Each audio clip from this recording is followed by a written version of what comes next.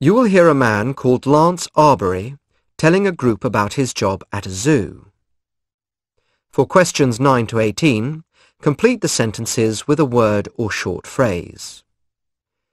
You now have 45 seconds to look at part 2.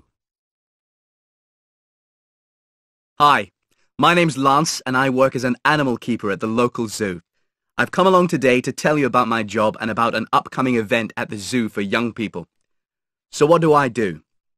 I am an animal keeper and I am responsible for one group of animals at the zoo.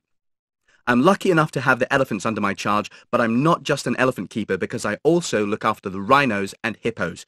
In fact, I'm officially called the large mammal keeper because the zoo actually has quite a few different types. Now you might be wondering what qualifications you need to be a keeper. Well, I didn't go to university, so I don't have a degree in zoology, nor did I study veterinary science. The subject I studied is known as zoo biology, and I'm a graduate of Zookeeping College. On the course I did, you learn about a range of animals. You only specialize once you get a job, so you learn about looking after birds, fish, and insects as well. In my case, I got an internship looking after snakes immediately after I qualified. Although it was interesting, I knew I didn't want to do that as a career, and I was glad to get my job here. So what does my job involve? Although you'd think my first job would be to check out the animals and make sure they're all okay, in fact the night keeper will do that as his last job before going home. So a typical day for me begins with a briefing meeting. That's when I get together with my co-workers to discuss the day's activities. After that, I go to say good morning to the animals in my charge. They are fed and cleaned all day, but I like to be the one to give them breakfast. For me, that is the best part of the day. Other meals will be distributed by my assistants. Another favourite activity is giving the elephants their daily shower. That's always a laugh. I try to make a difference to the lives of each one in my care, and you form strong bonds with them. For me, they are more like family than friends. I guess that's because I deal with big animals that all have characters. Perhaps you wouldn't grow so fond of insects or reptiles. Zookeeping is physically demanding, so you have to be fit.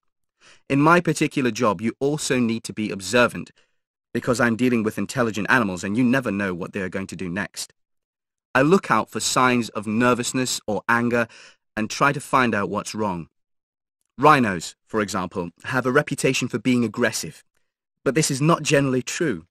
They are very perceptive, intelligent animals and can be trained in much the same way as dogs and horses to follow commands and so on.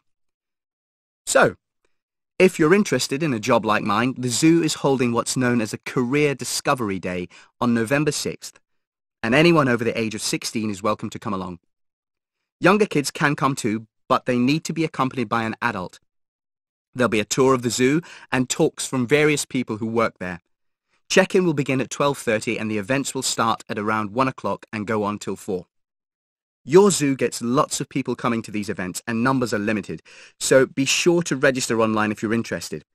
I'm afraid I can't take applications now because there's a fee of £25 to pay and that has to be done with a credit card, so I guess you'll need to discuss it with your parents. Okay, so before I go on to...